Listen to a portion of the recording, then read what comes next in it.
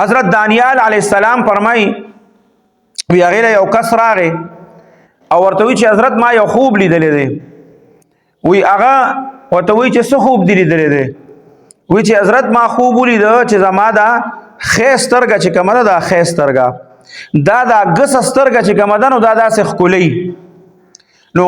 حضرت دانیال علیہ السلام وتا او قتل الله سے کتبره وتا قتل ورته وی چې ستا په گاوند کې خزه ده، یو خزر ستا گاونډې ده او ستا په زړه کې هغه ته غلط خیالات راځي او ته هغه ته غلط دغه کې دا هغه د وجه نه تا دا خوب لیدلې دا تا ته اشاره ده چې ته د خپل حرکت نه ووړه. نو هغه چې کله دا ووریدل نو دا سړی رنگ مکمل زیړ شو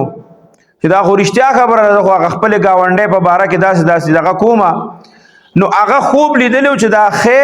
سترګه چې کومه ده دا د ګس سترګه چې ده نو دا ښکلی او تعبیر یې سره ووته خپل سترګې لیدلې وې. او چونکې د هغه سترګو په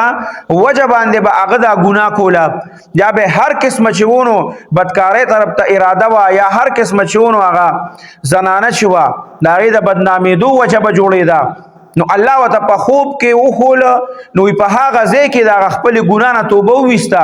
او وی چې زه به داسې کار هېڅ چرې ونه کړمه. نو بعض خوبونه داسې چې ظاهرا خو مونږ او تاسو ته ښکاري